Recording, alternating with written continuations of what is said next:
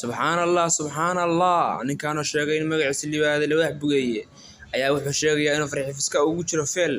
kadib markuu Mubaarak October farxiifiska waxba ka qaadi waayay ayaa wuxuu sheegayaa inuu bugeynayo farxiifiska Mubaarak October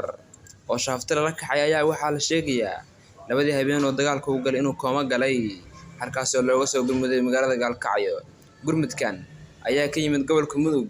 farxiifiska oo laga yaabo inay dabsaarka wiilka libax ka bay aad ugu bugto. Assalaamu calaykum waraxmatullaahi tacaala wabarakaatuh asxaabta qaaliga soo dhawaada magacaygu waa Bakar Xaashi Ismaan oo ku magac dheer libax bugeeye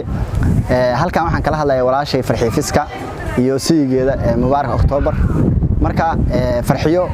horta aan waa u fadhiyaa oo lambarkii 11aad iyo 10aad wax la kala garan waayay baan u xiranahay markuu yarkaas soo furo marka waxaan leeyahay horta amaanna waa u sameeyay oo amaan yarna ayada ku soo jiidanayeen waa soo diri doonaa insha Allah hadii Ilaahay idmo marka idinkuna asxaabi waxaan ka codsanayaa page-ka inaad share gareysaan oo waxaan ku yiraahdaa subscribe to YouTube-ka inaan nala ag marin oo muuqaalka waxaan ku yiraahdaa wax kale ka dhigtaa ma fahanteen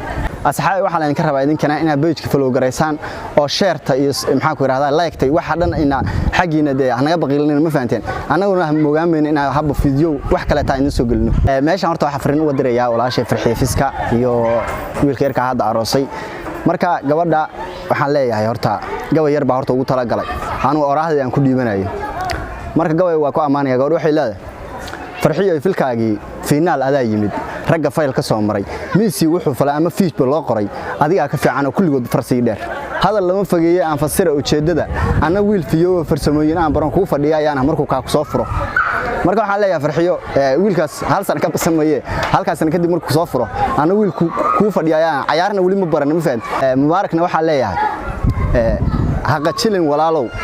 aroos kuma qasaaran oo qarash maadan dhiibine waqtigaaga qaado qiimeyntu waa sanad ka hor waa qiyaarka macnaha hal sano qoftaan horta way ku haysanaysaa ma fahanti halkaas sano waqtigaaga qaado aroos waa ku qasaaray lacagta iyada dhiibtay waxaas oo dhan marka ka hor waa qiyaarka macnaha hadaa ka hor aad iska furaysid waa qiyaarka